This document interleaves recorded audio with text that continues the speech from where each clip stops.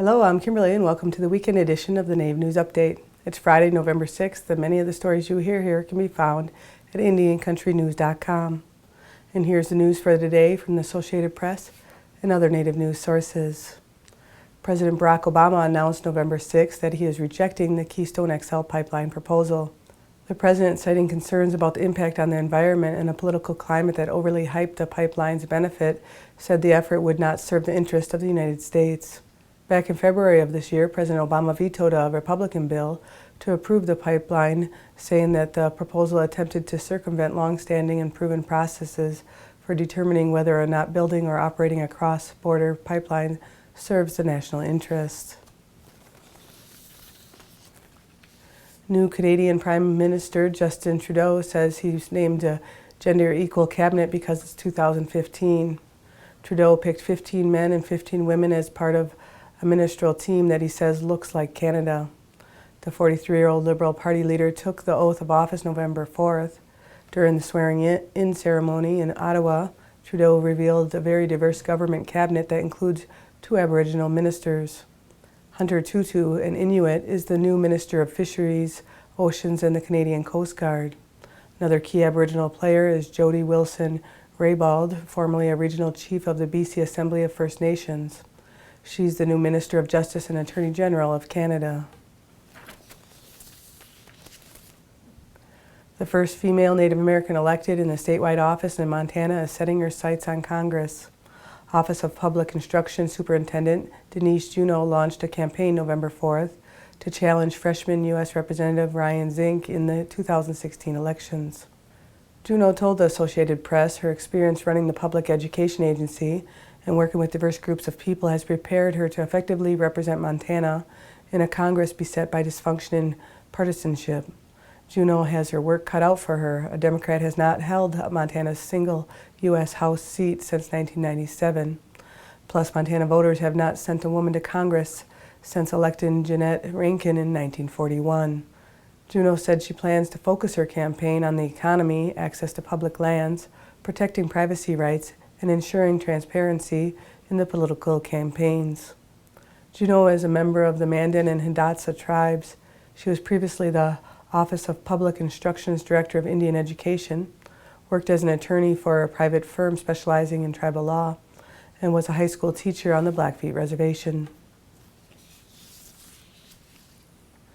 Adidas announced an initiative November 5th to help high schools nationwide drop Native American mascots.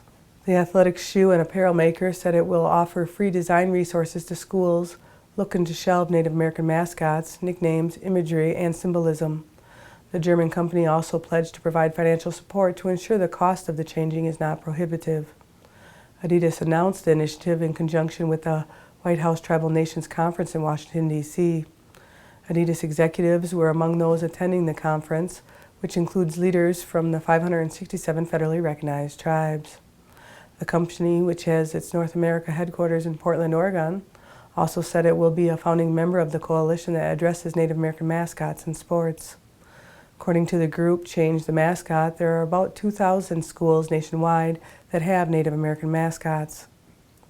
The advocacy group says that about a dozen schools have dropped Native American mascots over the past 2 years, and another 20 are considering a change. Jim Thorpe will be on the Native American $1 coin for 2018. 15 designs are competing for the reverse or tail side of the dollar. Each of them features a design emblematic of Thorpe's athletic accomplishments.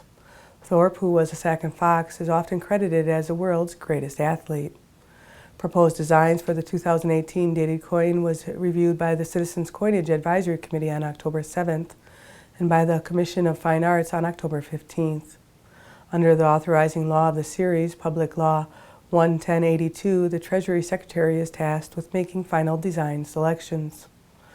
Obverses, or head sides, of the Native American dollar coins share Glenna Goodacre's portrait of Sacagawea carrying her infant son, John Baptiste. Nike is partnering with 8 universities again this year across the U.S. to celebrate Native American Heritage Month.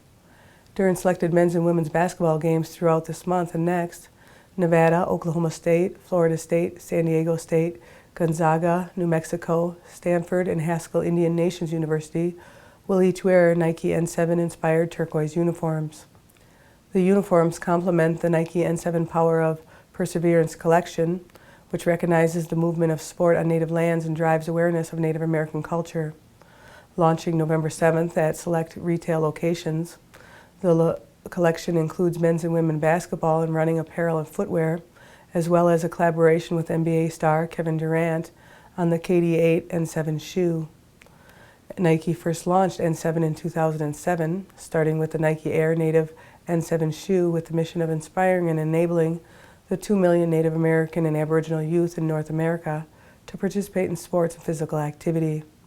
The N7 collection followed in 2009, helping to build awareness for the N7 Fund, which to date has raised more than $3 million for Native American and Aboriginal youth sports programs.